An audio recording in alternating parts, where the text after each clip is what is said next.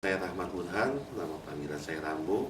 Ya, dalam topik kali ini kita akan sedikit membahas mengenai logistik manajemen. Banyak para industri, ya, baik industri menengah maupun industri besar, sangat mengalami kendala dalam pengelolaan di bidang logistik. Inti dasar dari logistik adalah dua hal yang sifatnya logik dan harus menggunakan data statistik, maka disingkat logistik. Logistik di sini dalam pengelolaannya kita perlu paham benar mengenai apa, mengenai barang-barang maupun jasa yang kita gunakan.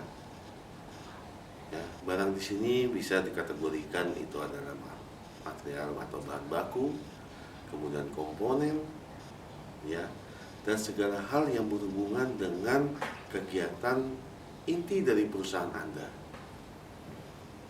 Dalam perkembangannya logistik memang sekarang banyak, ya, diambil oleh perusahaan-perusahaan subcontracting maupun perusahaan-perusahaan individu yang melayani, ya, mengenai kegiatan-kegiatan logistik.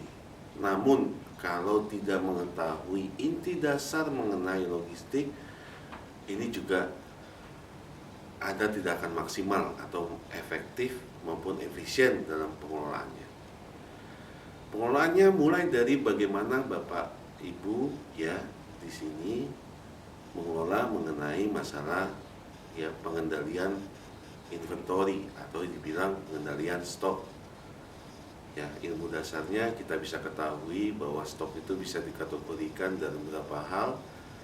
Ya, ada yang bahan baku, ada yang spare part, ya, maupun ada yang lain.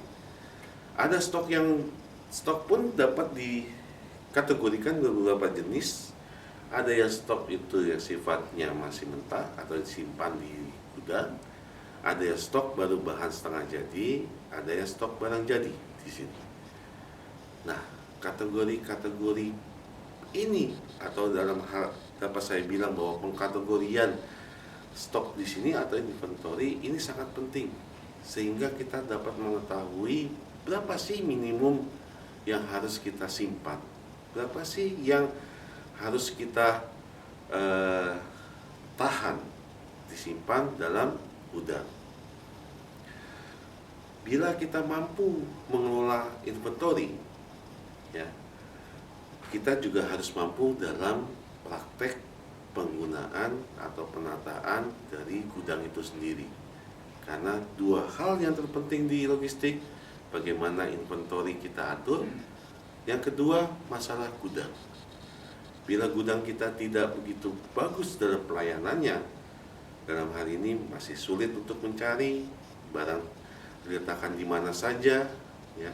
Ini sama juga kita membuang-buang biaya operasional yang ada di gudang.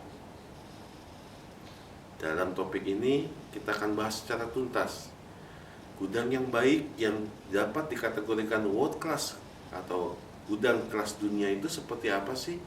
Gudang yang mampu melayani permintaan-permintaan si konsumennya, ya, secara cepat, efektif, dan efisien. Demikian logistik manajemen. Terima kasih.